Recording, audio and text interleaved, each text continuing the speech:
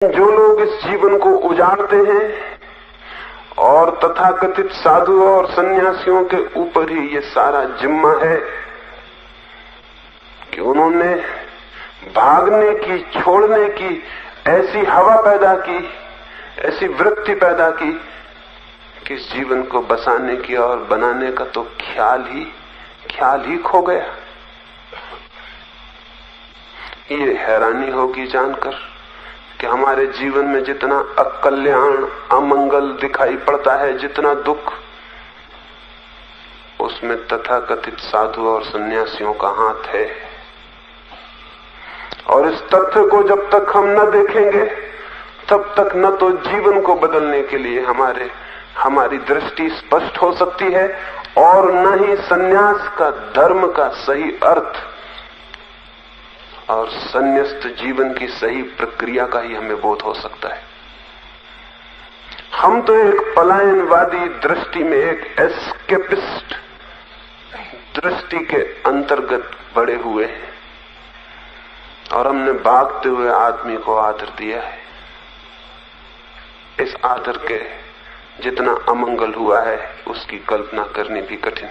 मैं ऐसे सन्यासी के पक्ष में नहीं हूं। मेरी तो समझ यही है कि जीवन के अतिरिक्त और कोई परमात्मा नहीं।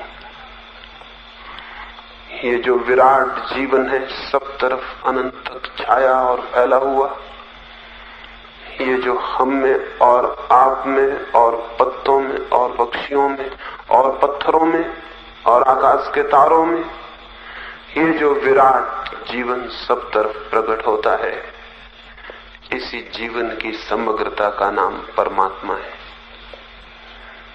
इस जीवन की समग्रता में जो अपने को इस भांति खो देता है, अपने अहंकार को, कि उसे इससे कोई पृथकता की दीवार नहीं रह जाती, उसके बीच और जीवन के बीच कोई फासला, कोई डिस्टेंस नहीं रह जाता, क्योंकि एक ही फासला है अहंकार का और कोई फासला है भी नहीं। एक मनुष्य और दूसरे मनुष्य के बीच भी अहंकार का फासला है, एक जीवन और समस्त जीवन के बीच भी अहंकार का फासला है। सामान्यतः सन्यासी में उसे कहना चाहूंगा जिसने इस फासले को पार कर लिया, जिसके और जीवन के बीच अब कोई फासला नहीं है। लेकिन ऐसा आदमी जीवन से भागेगा नहीं, ऐसा आदमी तो परिपूर्ण रूप से जीवन में सम्मिलित हो जाएगा। जीवन का सब कुछ उसे स्वीकार हो जाएगा। अब वो है ही नहीं, अस्वीकार कौन करे, भागे कौन, और भागे तो कहां भागे। अब तो वो जीवन से एक है। जीवन से एकता की अनुभूति धार्मिक चित्त की आधारशिला है। जो उस अनुभूति को उपलब्ध होता है उसे मैं सन्यासी कहूं।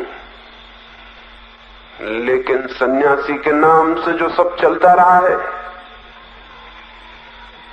तो चूंकि हम उसके आदी हो गए हैं देखने के, इसलिए में ख्याल नहीं आता कि सन्यासी के नाम से कैसा पाखंड, कैसी एक्टिंग, कैसा अभिनय चल रहा है। अगर हमारी आंखें गहरी होंगी देखने को, तो हम ये देख पाएंगे कि फिल्मों के अभिनेता भी इतने कुशल अभिनेता नहीं है, क्योंकि बेचारे वे कम से कम इतना तो जानते ही हैं कि अभिनय कर रहे। लेकिन वस्त्रों को बदल लेने वाले सन्यासी, उनको ये भी पता नहीं है कि वे ये क्या कर रहे हैं। वस्त्रों को बदल लेना, घर द्वार को बदल लेना, जीवन के बाह्य आवरण में परिवर्तन कर लेने से कोई सन्यास नहीं उपलब्ध हो जाता है। कपड़े बदलने से आत्मा बदलने का क्या कोई संबंध है? कपड़े रंग लेने से क्या आत्मा के बदल जाने का कोई भी नाता है? और जिसको ये दिखाई पड़ता हो कि कपड़े बदल लेने का इतना मूल्य है, वो बहुत चाइल्डिश है, बहुत बचकाना है, अभी उसकी समझ जरा भी मैच्योरिटी को उपलब्ध नहीं हुई, वो प्रौढ़ नहीं हुआ है। लेकिन ये चलता रहा है, चल रहा है, और हम सब इसके चलने में सहयोगी हैं। मैं निवेदन करना चाहूंगा, ऐसे किसी सन्यास की मेरे मन में कोई आदर, ऐसे सन्यास के प्रति कोई सद्भाव, कोई सहयोग मेरे मन में नहीं है। और आप भी सोचेंगे तो बहुत कठिन है कि आपके मन में भी रह जाए।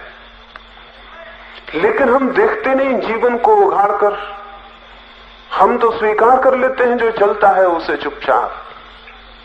अगर मनुष्य के भीतर थोड़ी सी भी अस्वीकार की हिम्मत आ जाए तो जीवन के हजारों तरह के पाखंड इसी क्षण छूट जाएं, इसी क्षण टूट जाएं, उनके टिकने की कोई जगह न रह जाए। लेकिन हम अपनी शिथिलता में, हम अपने आलस्य में, हम अपनी नींद में आंख खोल के देखते भी नहीं। जो चल रहा है हम भी उसमें सहयोगी और साथी हो जाते। जीवन का इतना जो कुरूप रूप उपस्थित हो गया है, इसमें किन लोगों का हाथ है? उन्हीं लोगों का जिन्होंने किसी न किसी रूप में भी जीवन से भागने की, पलायन की, मोक्ष की, किन्हीं दूर की कल्पनाओं के लिए इस जीवन को कुर्बान कर देने की बातें की हैं, लोगों को समझाया है और लोगों में जीवन विरोधी, लाइफ नेगेटिव दृष्टि को जन्म दिया है। मैं तो लाइफ अफर्मेशन को, जीवन के स्वीकार को,